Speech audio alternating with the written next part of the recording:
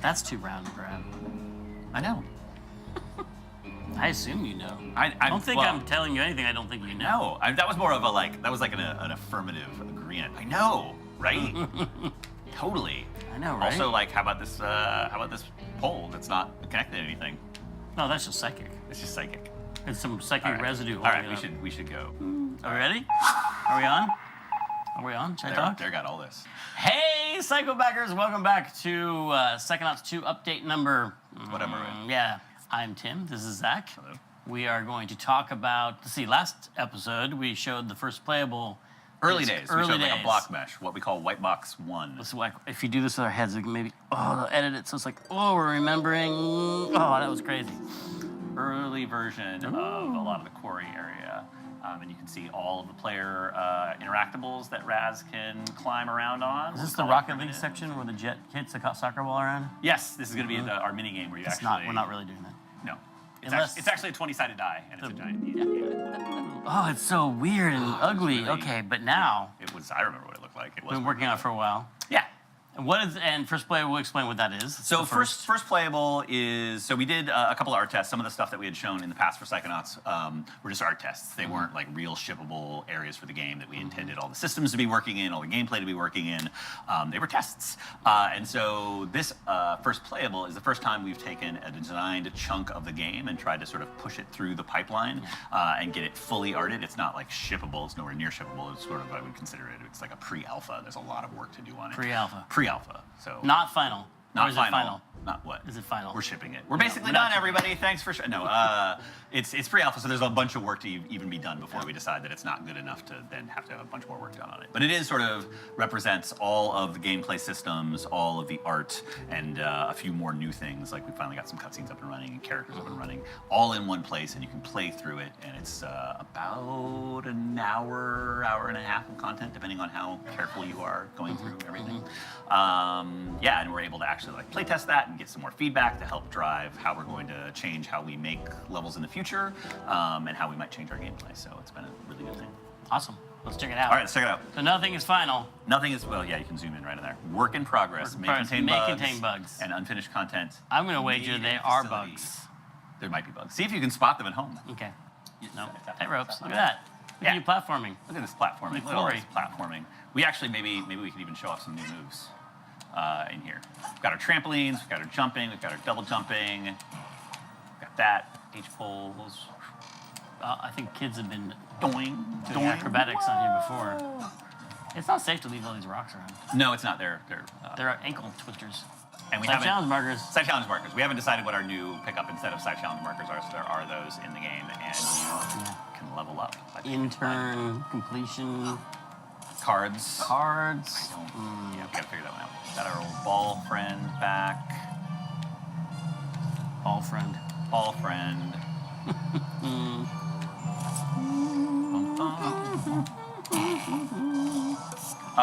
What is that music we're hearing, Tim?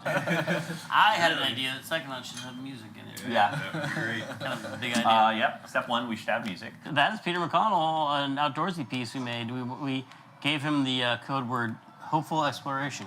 Hopeful exploration. That's write that down. Hopeful exploration. And also kind of like national park, kind of Copeland. You said the word Copeland a lot. Yep.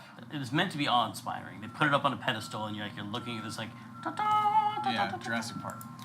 The literal Jurassic Park. Well, and also. Yeah, but are we supposed to feel like maybe the Psychonauts institution is not benevolent? It's not that it's not benevolent, but it's definitely a theme that how it changed, and it's not Ford's vision. Like we talk about how Ford was kind of seeing it as, we talk about like a NASA for space, for the mind. Like it's just like peaceful exploration of like what is the human mind, what is at the core of our consciousness and all that, and what are the potentials for unlocking that, what can human minds do. And then they're like, well, you could defeat our enemies overseas, but this is also a chance to like show how that's not sustainable. It's more sustainable to be interested in, human potential. Very cool. Yeah, I'm excited. Yeah, me too. This is. I have no idea what I'm gonna do. Yeah, right now it's just on loop through the whole thing, so it's a little in your face, but it is meant to sort of the grandeur and awe of this large area. Because this is a really big explorable space for Psychonauts, kind of way, way bigger than the first game. I see tons of places to climb to that I want to go. Yep. And this is kind of where this is in the game, is the first point where you... Tree. Oh, yeah, I love the tree. The tree's my favorite part. The first time you sort of the game opens up, you've gotten through the initial tutorials and your first big mission, and sort of this is the beginning of kind of Act 2, where you've got this big open quarry space to explore outside the base, and it connects to other places in the HQ and surrounding environs, which we will not talk about or spoil at this point. And you leveled up while moving around on a crane. He's multitasking. That's part of the advantage of being a psychic. Should we talk about goats? You want to talk about goats? Oh, what's that? It's a goat! Woohoo! Hi, goat. Hi, goat. Let me see his face. Oh, cute.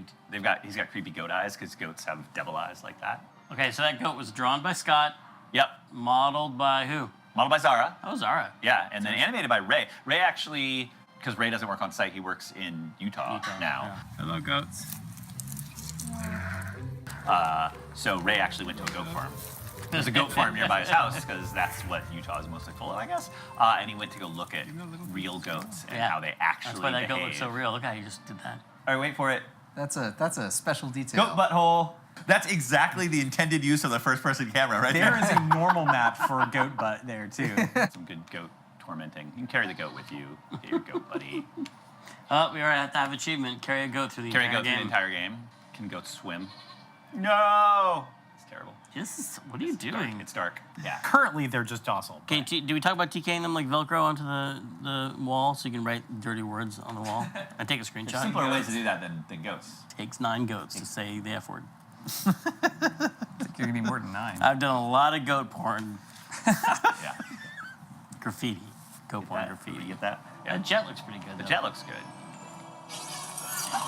Hey, look, Sasha. So, Sorry about what happened on those are the temporary pickups. We all make Yeah, mistakes. Sasha's. That's our new Sasha model, and he's got his Yep. sweet, Yes. crazy But the headgear odds on, always favor and you the can hear house, Rusty's voice. Especially if the roulette wheel is a double Hear Rusty's zero. voice? No, Rasputin, that the human mind is not a plaything. That's not Stephen Stanton's voice of Sasha. That is Dave Russell, Dave Russell, the placeholder voice. who built Sasha and does his voice. He basically is Sasha. Hey, Rusty. Just this. What's your problem? Okay, this is cool because this is our first cutscene. I Hey, think. look, Sasha. I'm really sorry about what happened on the casino mission. We all make mistakes, Rasputin. I just hope you learned something from it. Yes, that the odds always favor the house, especially if the roulette wheel is a double zero. No, Rasputin, that the human mind is not a plaything. We're writing a bunch of cutscenes Yeah. at the beginning of the game. I'm starting to get in my writing groove for the game. That's It's right. fun. It's easy to ignore like the milestone of your first of anything in a game. Yeah. Like there's so much work that leads up to your first cutscene getting in the game. So many things have to work before that happens. Oops. Oh, you got hit by a rock. I thought you were a rabbit squirrel. I hear more temporary dialogue. It is more temporary dialogue. That's actually, I don't know if we're spoiling it. That's Raz's sister taunting his older sister, which if you have, do you have an older sister? Me? Yeah, 2. Yeah. Okay. Yeah, that doesn't come from nowhere. Yeah. So they did it for a minute. What is the worst thing your older sister ever did to you? Let's see, what else? Ooh, What other- elevator. Can we get an elevator? What other exciting thing should we show off in here? I love the wall jump. Wall jump's great. You can jump. These are weird thermals. Get over there. What else? What is good? that big thing? Which thing? This thing's a spotlight. What's It's a big spotlight in front of the base for when they have movie openings. That would be scary to do in real life. This tree. Jumping to the end of a thing like that and then Oh! Missed it.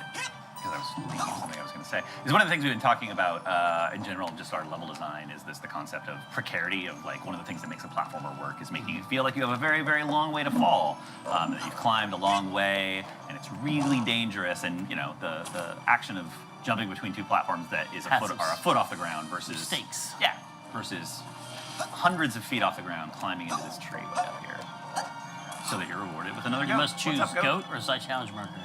Show off a little combat. Oh, sensors. What should we do to him? Burn them. Okay, let me grab a rock. Grab a rock. That guy with a rock. Oh my gosh. I got Can you myself paraglide over the fire because it creates an updraft? Yeah, we're just gonna add in everything that is in Zelda. Whatever, or Zelda or whatever the last game is I played. Let me go stand somewhere so we can talk about production updates from somewhere that's pretty. There's a nice pretty spot right there. Okay. I don't know.